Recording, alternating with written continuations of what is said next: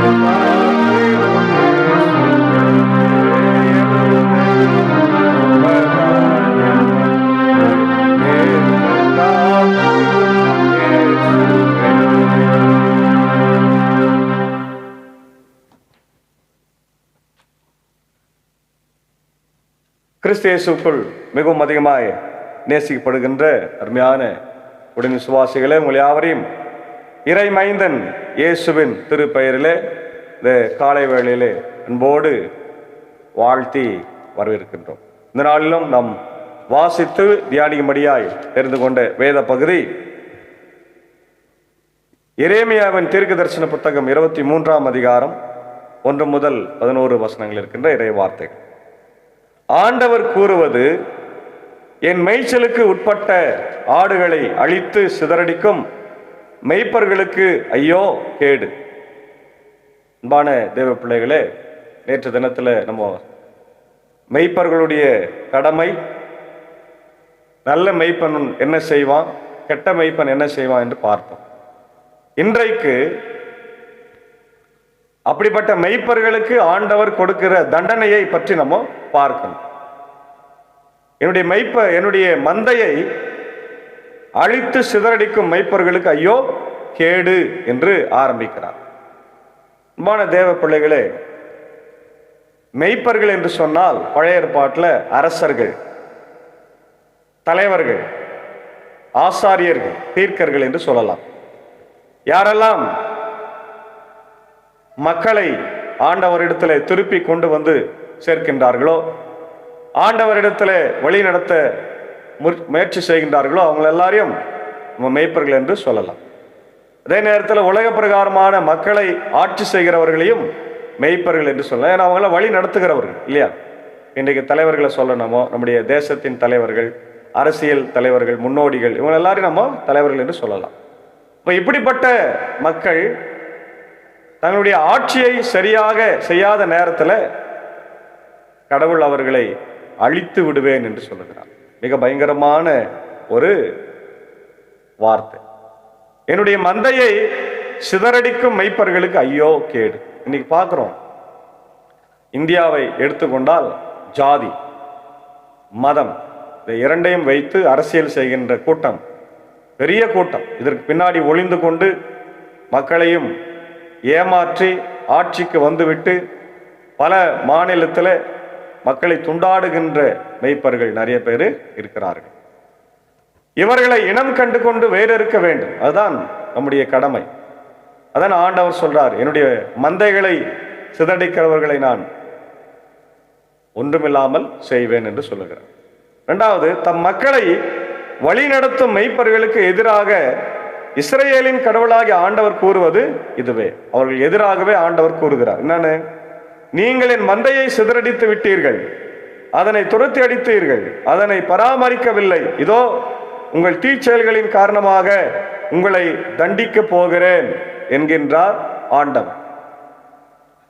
ஒழுங்காய் வழிநடத்த வேண்டிய மக்களை, ஒழுங்காய் வாழ வைக்க வேண்டிய மக்களை, பராமரிக்க வேண்டிய மக்களை, பாதுகாப்பு கொடுக்க வேண்டிய மக்களை, மக்களுக்கு உணவு எல்லாவற்றையும் கொடுத்து வழிநடத்த வேண்டிய தலைவர்கள் சரியாக வழிநடத்தவில்லை என்று சொன்னால் உங்களுக்கு தண்டனை வரும் என்று சொல்லுகிறார். அதான் சொல்றார், தண்டிக்க போகிறேன், உங்களுடைய தீச்செயல்கள் காரணமாக நான் தண்டிக்க போகிறேன் என்று சொல்லுகிறார். அன்பான தேவ பிள்ளைகளே, இது நமக்கு ஒரு பெரிய எச்சரிக்கையின் வார்த்தை. இன்றைக்கு யாரெல்லாம் மந்தையை மேய்க்கின்றார்களோ, அது மந்தை என்று சொல்லும்போது வெறும் நாடு மட்டும் அல்ல, நம்முடைய குடும்பத்தையும் குறிக்கும், நம்முடைய சபையை குறிக்கும், நம்முடைய சமுதாயத்தை குறிக்கும் இல்லையா.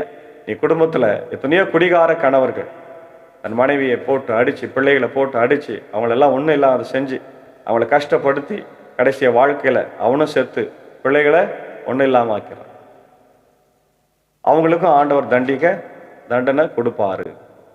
திருச்சபையை கெடுக்கின்ற ஆயர்கள், இன்னைக்கு திருச்சபையில் நிறைய பிரச்சனை, அரசியல், எந்த இடத்துல ஆன்மீக மட்டும் பேச வேண்டுமோ அங்கே அரசியலை பேசி மக்களை குழப்பி, இன்னொரு குரூப் இந்த குரூப் அந்த குரூப் என்று குழப்பி மக்களுக்குள்ள பிரிவினையை ஏற்படுத்தி, ஆன்மீகத்தை பேசுகின்ற இடத்துல அரசியலை பேசி, பிரிவினையை பேசி, அடி தடி வெட்டு குத்து கேஸு கோர்ட்டுன்னு போயிட்டு இயேசுவின் நாமத்தை தூஷிக்கிறவர்களாய் இன்னைக்கு ஆயர்கள் இருக்கிறாங்க. ஆயர்கள் மட்டும் அப்படின்னு பார்த்தா சபையாரும் அப்படிதான் இருக்கிறாங்க, பொறுப்பாளர்களும் அப்படிதான் இருக்கிறாங்க. இவையெல்லாம் ஆண்டவர் பார்த்து கொண்டு சும்மா இருக்க மாட்டார். ஏன்னா ஆண்டவருடைய மந்தை இன்னைக்கு நிறைய இடங்களில் சிதறடிக்கப்பட்டிருக்கிறது. நம்முடைய சபைகள் இந்த மக்கள் ஓடி போய் பல சபைகளில் எந்த சபையில் எனக்கு நல்ல ஒரு வரவேற்பு கிடைக்கும், எந்த சபையில் என்னுடைய ஆத்தும பாரத்தை தீர்க்குவாங்க, என்னுடைய வசன வாஞ்சியை எனக்கு தீர்த்து வைப்பாங்க, எனக்கு நல்ல வசனத்தை சொல்லுவாங்க, எனக்கு ஆறுதலை சொல்லுவாங்க, கஷ்டப்படும் போது துன்பப்படும் போது என் கூட வந்து யார் நிற்பாங்க, நல்ல மெய்ப்பன் யாரு, நல்ல போதகர் யார் என்று அலைந்து கொண்டிருக்கிறார். அவர்களுக்கு எல்லாம் இன்றைக்கு ஆண்டவர் கொடுக்கிற தண்டனை உங்களை ஒன்றும் இல்லாமல் ஆக்கிடுவார்.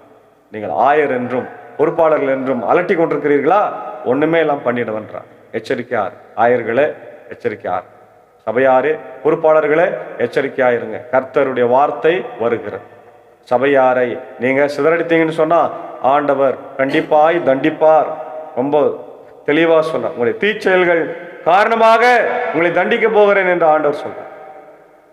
என் மந்தையில் எஞ்சியிருக்கும் ஆடுகளை நான் துரத்தி அடித்த அனைத்து நாடுகளில் இருந்தும் கூட்டி சேர்த்து அவர்களுக்குரிய ஆட்டு பட்டிக்கு கொண்டு வருவேன், அவை பல்கி பெருகும். நீங்க சிதறடித்தீங்க இல்லையா, நான் கொண்டு வருவேன், என்னுடைய ஆட்டு பட்டிக்கு கொண்டு வந்து அவளை பராமரிப்பேன், தேவைகளை சந்திப்பேன், தண்ணி வசனம் எல்லாத்தையும் கொடுப்பேன். நான் அவைகள் பல்கி பெருகும், சமாதானமா இருக்கும் என்று சொல்கிறார். அவற்றை பேணி காக்க நான் மெய்ப்பர்களை நியமிப்பேன், இனி அவை அச்சமுறா திகிலுறா காணாமலும் போகா என்கிறார். நல்ல மெய்ப்பர்கள், நான் நல்ல தலைவர்களை ஏற்படுத்துவேன். ஆமென், அல்லேலூயா, பிரைஸ் தி லார்ட். அவர்கள் என்ன பண்ணுவாங்க, அவங்க அந்த ஆடுகளை வழி நிறுத்துவாங்க. அதனால அந்த ஆடுகள் பயப்படாது, திகில் உறாது, அச்சம் உறாது. இல்லையா, ரொம்ப அழகா சொல்றார், காணாமலும் போகாது என்கிறார். ஆண்டவர் கூறுவது, இதோ நாட்கள் வருகின்றன, அப்போது நான் தாவீதுக்கு ஒரு நீதியுள்ள தளிர் தோன்ற செய்வேன். அவர் அரசராய் ஆட்சி செலுத்துவார், அவர் ஞானமுடன் செயல்படுவார், அவர் நாட்டில் நீதியையும் நேர்மையும் நிலைநாட்டுவார். அவர் தம் நாட்களில் யூதா விடுதலை பெறும், இஸ்ரேல் பாதுகாப்புடன் வாழும். யாவே சித்கேனோ என்னும் பெயரால் இந்நகர் அழைக்கப்படும். ஆமென், அல்லேலூயா, பிரைஸ் தி லார்ட். பார்த்தீங்களா, என் மக்களை நான் சிறப்பாக வழி நடத்துவேன், அவர்களுக்கு நல்ல ஒரு மெய்ப்பராகிய தாவீதை நான் ஏற்படுத்துவேன், ஒரு துளிர் தோன்றி வரும் என்று பார்க்கிறோம். இதே பகுதியை ஏசாயால 11ஆம் அதிகாரத்தில் பார்க்கிறோம் இல்லையா. ஈசாயின் அடிமரத்திலிருந்து ஒரு தளிர் தோன்றி தலைக்கும், அவை வந்து இந்த மக்களை ஆட்சி செய்யும். அப்போ தாவீதை போல ஒரு நல்ல அரசர்களை நமக்கு ஆண்டவர் ஏற்படுத்துவார். அவர் பேர் வந்து யாவே சித்கேனோ. யாவே சித்கேனோ என்று சொன்னால் நீதி உள்ள ஆண்டவர். ஆமென், பிரைஸ் தி லார்ட். அதான் நம்ம பார்க்கிறோம் எபிரேயத்துல, ஆண்டவர் நமது நீதி என்பது பொருள். ஆண்டவர் நமது நீதி, நம்முடைய வாழ்க்கையில நீதியை, நியாயத்தை, தர்மத்தை செய்கிற ஆண்டவர். நீ நான் கூட மறந்து போயிடலாம், ஆனா இயேசு ஆண்டவர் நம்முடைய வாழ்க்கையில நீதியை செய்ய தவற மாட்டார். கடவுள் நீதியை செய்ய தவற மாட்டார். உனக்கு ஒரு தீங்கு இழைக்கப்படுகிறதா, உனக்கு அநியாயம் இழைக்கப்படுகிறதா, துரோகம் இழைக்கப்படுகிறதா, கண்டிப்பாக ஆண்டவர் உனக்கு நீதியை செய்கிறவராய் இருக்கிறார். ஆமென், இல்லையா, பயப்படாது, எதுக்கும் பயப்படாது. அதான் சொல்றார், இந்நகர் யாவே சித்கேனோ என்று அழைக்கப்படும். அதனால் ஆண்டவர் கூறுவது இதுவே, நாட்கள் வருகின்றன, அப்போது எகிப்து நாட்டிலிருந்து இஸ்ரேல் மக்கள் அழைத்து வந்து வாழும் ஆண்டவர் மேல் ஆணை என்று எவரும் சொல்லார். மாறாக இஸ்ரேல் திரும்ப மரபினர் தங்கள் சொந்த நாட்டில் வாழும்படி வடக்கு நாட்டிலிருந்தும் அவர்கள் துரத்தி அடிக்கப்பட்ட நாட்டிலிருந்தும் நான் அவர்களே அழைத்து கொண்டு வருவேன். பார்த்தீங்களா, சிதறடிக்கப்பட்ட மக்களை கூட்டி சேர்க்கணும். அப்போ மெய்ப்பனுடைய கடமை, ஏற்கனவே குடும்பத்திலிருந்து சிதறடிக்கப்பட்ட மக்கள், சபையிலிருந்து சிதறடிக்கப்பட்ட மக்கள், சமுதாயத்தில் நாட்டில இருந்து சிதறடிக்கப்பட்ட மக்கள் எல்லாம் ஒன்னா கூட்டி அவங்கள ஒழுங்கா போஷித்து அவங்களுக்கு தேவைகளை சந்தித்து அவளை சிறப்பாக வழிநடத்துவது நல்ல மெய்ப்பனுடைய கடமையா இருக்கு. அதுதான் ஆண்டவர் விரும்புகின்ற மெய்ப்பனுடைய கடமை. எனவே அப்படிப்பட்ட ஒரு இறைவாழ்வை தான் இன்றைக்கு நாமும் பெற வேண்டும். இன்னைக்கு நம்முடைய குடும்பத்தில் இருக்க தந்தை, தாய், பிள்ளைகளும், அதே போல ஆயர், பொறுப்பாளர்கள், சபையாரும், இல்லையா, சமூகத்தில் இருக்கின்ற தலைவர்கள், இல்லையா, பஞ்சாயத்து தலைவர்லேருந்து நம்முடைய பிரதமர் வரை எல்லாருமே ஆட்சியை மிக சிறப்பாக செயல்படுத்த வேண்டும். தனக்கு கொடுத்த பொறுப்பை, கடவுள் கொடுத்த பொறுப்பு இது, மக்கள் கொடுத்த பொறுப்பு என்பதை உணர்ந்து அவர்கள் செயல்படும் போது நிச்சயமாக நாட்டில் அமைதி, சமாதானம் இருக்கும். எந்த ஒரு பிரிவினைவாதத்தையும் தூண்டாம, தீவிரவாதத்தை தூண்டாம, ஜாதி, மதம், இனம், மொழி பேதமின்றி ஒற்றுமையாக வாழும் போது நம்முடைய தேசம் நிச்சயமாக அது உயர்ந்து காணப்படும் என்பதில் சந்தேகம். ஆகவே அதற்காக நம்ம தொடர்ந்து உழைப்போம், ஜபிப்போம். கர்த்தர் தாமே இந்த திருவசனத்தை நமக்கு ஆசீர்வதித்து தருவாராக. ஆமென். துதிகளின் மத்தியிலே மகிமையோடு வீற்றிருக்கிற நல்ல ஆண்டவரே, காலை வேளைக்காக நன்றி செலுத்துகிறோம். துரத்துண்ட ஆடுகளை, சிதறடிக்கப்பட்ட ஆடுகளை கொண்டு வந்து சேர்த்து நல்ல மேய்ச்சலையும் தண்ணீரையும் தருவேன் என்று சொன்ன வாக்கு மாறாதவரே, அதற்காக நன்றி செலுத்துகிறோம். மெய்ப்பர்களுக்கு தண்டனையும் ஆண்டவரை நீர் யாவே சிற்கேனுவாய் நீதி உள்ள மெய்ப்பனாய் இருக்கிறபடியினால எங்களை ஆண்டவரை ஆற்றி தேற்றி வருகிறீர். ஸ்தோத்திரம். இந்த நாளில் இந்த வார்த்தைகளுக்காக ஸ்தோத்திரம். இந்த வார்த்தைகளினாலே எங்களை ஆசீர்வதியும். எங்களுக்கு இழைக்கப்படுகிற அநீதிகளுக்கு ஆண்டவரை ஏற்ப நீதியை நியாயத்தை செய்ய வேண்டும் என்று ஜெபிக்கிறோம். இந்த வார்த்தைகளை கேட்டுக்கொண்டிருக்கிற அகில உலகத்தில் இருக்கிற எல்லா மக்களுக்காக ஜெபிக்கிறோம். எல்லாருக்கும் அமைதி, சமாதான, சந்தோஷம், நீதி, நியாயத்தை தாரும். யாவை சித்கேனோ என்ற வார்த்தையின்படி எங்களை ஆசீர்வதி ராஜா. எங்களை இழைக்கப்பட்டிருக்கிற அநீதிகள், எங்களை இழைக்கப்பட்டிருக்கிற துரோகங்கள், அநியாயங்கள் எல்லாம் ஆண்டவர் நீதியாக மாற்றப்பட வேண்டுமா என்னால் கெஞ்சுமடா. அவசர ஜபமாக அப்படி இஸ்ரேல் ஆண்டவர் ஈரான் போருக்காக ஜபிக்கிறோம், நிற்கப்படட்டும். உக்ரைன் ரஷ்யா போருக்காக ஜபிக்கிறோம், நிற்கட்டும். ஆண்டவரே இப்படி இந்திய தேசத்திற்காக ஜபிக்கிற அமைதி, சமாதானத்தை தாரும். இல்லை ஆட்சி செய்கிற தலைவர்கள் ஒவ்வொருவரையும் ஆசீர்வதியும். தமிழ்நாட்டுக்காக ஜபிக்கிறோம். நாளை தினத்தில் நடைபெற போகிற தேர்தல் மிக மிக முக்கியமான ஒரு தேர்தல். அப்படி அடுத்த 5 ஆண்டை தேசத்தை ஆண்டவர் தமிழ்நாட்டை எப்படி வைக்க போகிறது என்று தீர்மானிக்கிற தேர்தல். ஆகிய மக்கள் எல்லாரும் யோசித்து ஆண்டவர் மதசார்பற்ற ஆண்டவர் தலைவரை தேர்ந்தெடுக்க என் தேவன் கிருபை தர வேண்டும் என்று நான் ஜபிக்கிறோம். ஆண்டவர் அதில் எந்த குளறுபடி வராதபடி, எந்த இடத்துல எந்த பிரச்சனையும் வராதபடி ஆண்டவர் கிருபை தார். தொடர்ந்து இந்த நாளில் வியாதியஸ்தர்களுக்காக ஜபிக்கிறோம். அப்படியே எல்மாங்கப்பட்டிய சாருக்காக, நிக்சனைக்காக, இப்படி தாமஸ் ஐயாவுக்காக ஜபிக்கிறோம். பலவன்களை மாற்றும் ஆண்டவரே. இந்த ஊழியத்தில் எங்களோடு அன்பர் சாரி மேஜக்காவை, அன்பான பிள்ளைகளை தலைமறையாளி ஆசீர்வதியும். இப்படி அன்புகிற சாக்கு சாரி டீச்சரை ஆசீர்வதியும். ஆண்டவர் அடியனையும் இடையன் பணியாற்றுகிற பாவன பள்ளியும் இன்னொரு வடகர மேல் சம திருச்சபைகள் இடையன் மனைவி பிள்ளைகள் ஊழியத்தில் ஆண்டவனை எடுத்து பயன்படுத்தும். குறிப்பாக பாவன பள்ளி சபைக்காக ஜபிக்கிறோம். நேற்று தினத்தில் கூட இப்படி அருமையான ஆண்டவரே அரக்கோணம் ஆண்டவர் சிஎஸ்ஐ திருச்சபை சார்ந்த இப்படி அன்புக்குரிய ஆண்டவர் ரிட்டையர்ட் ஆசிரியர் எட்வின் ராஜன் பாபு சாருக்காக ஜபிக்கிறோம். நேற்று தினத்தில் ஆண்டவருடைய பாப்பனப்பள்ளி திருச்சபைக்காக ஆண்டவரை காணிக்க அனுப்பியிருக்கிறார். நன்றி செலுத்துகிறோம். அவரையும் அவருடைய அன்பான குடும்பத்தையும் உடன்பிறப்புகளையும் ஆசீர்வதியும். சாருக்கு நல்ல சுகம் பேலன் ஜீவனை தந்து இது வழி நடத்த வேண்டுமா ஜபிக்கும். தொடர்ந்து அவருடைய ஜபங்கள், ஆசீர்வாதங்கள் எங்களுக்கு தேவை ராஜா. அதுபோல எண்ணற்ற மக்களுடைய ஜபங்களும் ஆசீர்வாதங்களும் காணிக்கைகளும் கொடுக்கும்போது இப்படி சபையை கட்ட கர்த்தர் கிருபை தர வேண்டும் என்று கெஞ்சும் என்றார். தொடர்ந்து உலகத்தில் இருக்கிற எல்லா திருச்சபைகளையும், ஸ்தாபனங்களையும், பள்ளிக்கூடங்களையும் ஆசீர்வதியும். இந்த சுவிசேஷத்தின் திருச்சபை 3 சபை சங்கங்கள், போதகர்கள், ஊழியங்கள், ஸ்தாபனங்கள், பள்ளிக்கூடங்களை ஆசீர்வதியும் ராஜா. குறிப்பாக பெதஸ்தா மரத்தின் எப்படியாவது ஆண்டவரை திறக்கப்பட வேண்டும் என்று நான் ஜபிக்கிறோம். நேரத்தில் பிறந்த நாளைக்கு நன்றி செலுத்துகிறேன். அன்புக்குரிய ஆண்டவரே ஐஎல்எஸ்னுடைய மூத்த போதக தந்தை, இப்படி யூடிஎஸ்னுடைய ஆண்டவரே அருமையான வைஸ் பிரின்சிபலாக இருந்து ஆண்டவரே நேரத்தில் செயலாற்றி கொண்டிருக்கிற ரெவரண்ட் டாக்டர் சயதாஸ் ஐயருக்கா ஜபிக்கிற நாளை தன் பிறந்த நாளை கண்டு நன்றி செலுத்துகிற போது உடைய கிருபை அயரோடு இருக்கட்டும். உடைய பேராசிரியர் பணியோடு இருக்கட்டும், உடைய ஊழியத்தோடு இருக்கட்டும். உடைய அன்பு மனைவி அருமையான மகன் பெனில் அவர்களுக்காக ஜபிக்கிறோம். ஆசீர்வதியும் வழிநடத்தும். தேவையெல்லாம் சந்திய ரத்த கோட்டைகளை மறைத்துக் கொள்ள வேண்டுமா நான் ஜபிக்கிறோம். அதே போல இந்த நாளில் உடைய அன்பு ஆண்டவரே அன்பர் சாருடைய அக்கா மகன் தம்பி ஜான் ஈஸ்டர் சுகந்தன் அவர்களுக்காக ஜபிக்கிறோம். நாளில் என் பிறந்த நாளை காணுகிற போது மகனை ஆசீர்வாதம் வாலிபிராயத்தில் இருக்கிறபடினாலே ஆண்டவருடைய ஆசீர்வாதத்தை மகனுக்கு தந்து விசுவாசத்தில் பலப்பட கிருபைத்தார். இன்னும் யாரெல்லாம் பிறந்த நாட்களையும் திருமண நாட்களை காணுகிறார்களோ எல்லாரையும் ஆசீர்வாதம். இந்த காணொலி வழியை பார்க்கிறவங்க கேட்கிறவங்க ஆண்டவர் அவங்களுக்கும் வியாதிகள் பலவன்கள் இருந்தாலும் மாற்றி போடுங்க, சுகத்தை தார். தொடர்ந்து ஆண்டவர் நாளை தினத்தில் எலெக்ஷன் டியூட்டிக்காக போகிறேன். என்னுடைய ஆசிரியர் பணி பெருமக்கள் யாவரையும் ஆசீர்வதிங்க. பத்திரமாய் சென்று பத்திரமாய் திரும்பி வர குறிப்பாக ஆண்டவனுடைய சார்க்காக ஜபிக்கிறோம், அன்பர் சர்க்காக ஜபிக்கிறோம். அவருடைய பணிகளை கர்த்தர் ஆசீர்வதி. தொடர்ந்து கிருபை தங்கியிருக்கட்டும். ஆண்டவர் இந்த நாள் முழுக்க இந்த வெயிலில் உஷ்ணத்திலிருந்து எங்களை காத்தரல வேண்டுமா ஜபிக்கிறோம். இப்படி ஆம்பர் சபை சங்கத்துக்காக 3 சபை சங்கங்கள், போதகர்கள், ஊழியங்கள், ஸ்தாபனங்கள், பள்ளிக்கூடங்களுக்காக ஜபிக்கிறோம். தங்களுக்கு கொடுத்த பொறுப்புகளை மிக சிறப்பாக ஐஎல்சி பொறுப்பாளர்களும் ஆண்டவர் ஆம்பர் சபை சங்க பொறுப்பாளர்களும் நிறைவேற்ற அவர்கள் மெய்ப்பர்களாக இருக்கிறார்கள் என்று உணர்ந்து செயல்பட ஆண்டவரை நிற்கிருபித்தார். நாள் முழுவதும் நம்முடைய ஆண்டவரை மேக ஸ்தம்பத்தால் எங்களை காத்தர வேண்டுமா ஜபிக்கிறோம். இறையை பொறுப்பேற்றுக் கொள்ளும் ஆசீர்வதியும். இயேசு மூலம் ஜபிக்கிற நல்ல பிதாவே, ஆமென். நல்ல மெய்ப்பனாக இயேசு கிறிஸ்துவின் கிருபை, பிதாவாக தேவனுடைய அன்பு பரிசுத்தாவினை இந்த நாளில் நம் அனைவரோடு கொண்டு இருப்பதாக. ஆமென். God plus.